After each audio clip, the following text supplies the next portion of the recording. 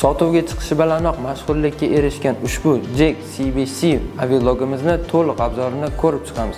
Videoni boshlashdan oldin like va podpiska knopkasini bosish esingizdan chiqmasin.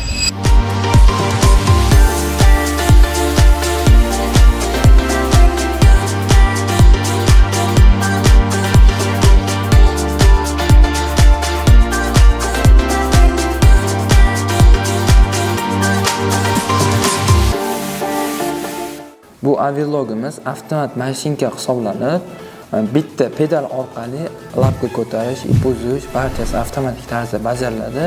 Qo'shimchasiga bu mashinkamizga yangi texnik parametrlar o'zgargan. Nimalar o'zgarganini video davomida sizlarga tushuntirib beramiz. Mashinkamiz Shagvi motor bilan jihozlangan. Mana bu yerda mashinkaning orqasida Shagvi motor qo'yilgan.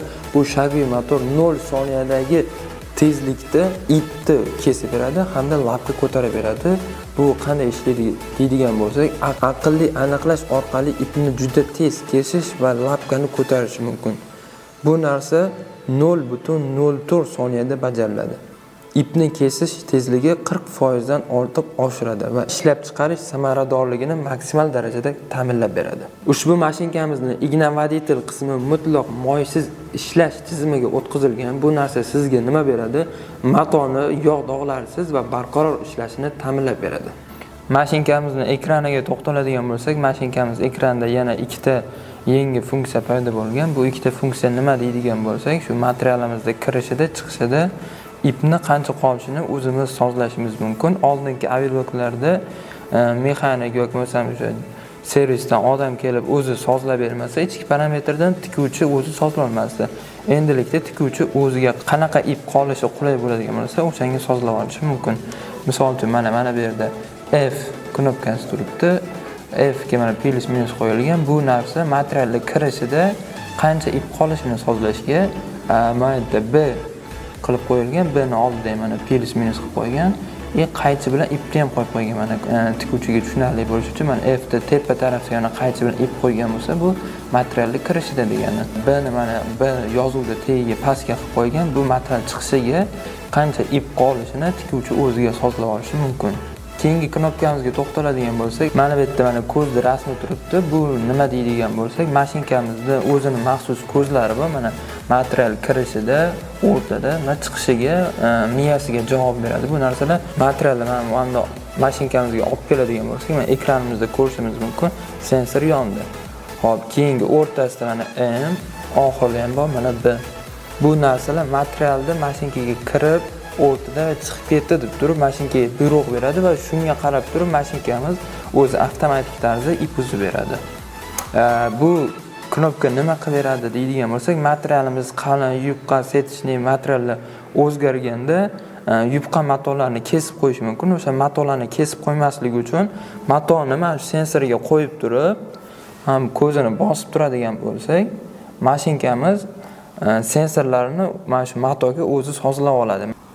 Keyingi funksiyasiga to'xtaladigan bo'lsak, labkani balandligi. Bu ya'ni qanday deydigan bo'lsak, materialni qo'ydik, tikyapmiz. Tikish davomida labkani qancha ko'tarilishini sozlashimiz mumkin. Mana labkani bosdik, qancha ko'tarilyapti. Mana endi knopkani bosamizda pasaytiramiz.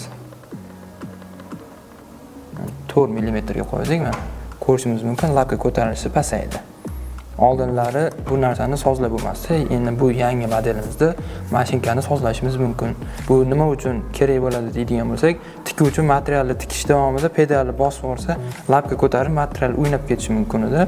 Ana endi mana shu knopkani bosib turib, tikuvchi o'ziga labkani qancha ko'tarish kerak bo'lsa, o'shanga sozlab turib, F ni bosib saqlanib qo'yib, tikish davomida o'ziga qulay qilib ishlatishi mumkin.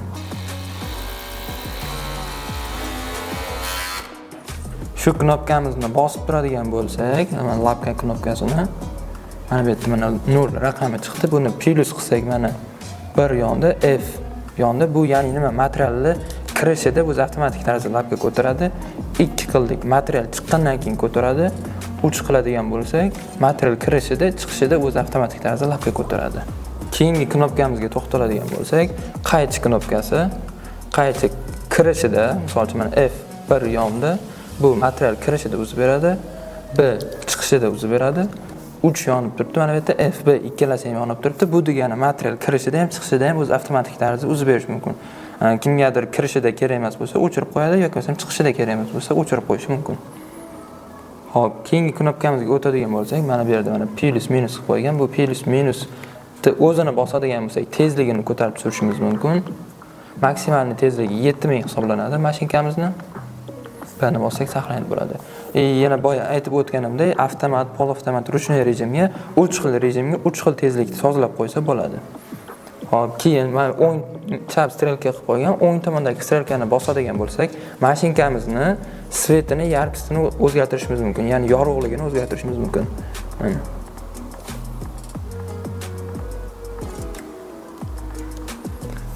O'zimizga qulay bo'lgan yorug'likni sozlab olamiz. Agarda knopkalarni bosib tashlab o'zgarib ketadigan bo'lsa, mana bu yerda reset deb yozilgan. Bu knopkani bosib tursak, zavodskiy holatiga o'zi avtomatik tarzda qaytadi. A, M, H harflari bilan belgilab qo'yilgan. Bu narsa nima deydigan bo'lsangiz, tikuvchilarimizga qulaylik berishligi maqsadida qo'yilgan ushbu mexanizm A harfi yupqa matolar uchun, M harfi o'rta qalinlikdagi matolar uchun, H harfi qalin matolar uchun shini sozlashga qo'yilgan mexanizm hisoblanadi.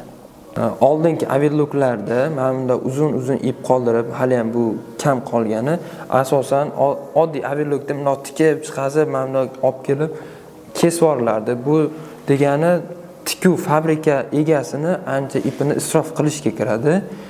Ota-bobolarimiz bekorga aytilmagan tomchi yig'ilib daryo bo'lar deganidek, bu mashinkamiz ipni ancha kam qoldiradi.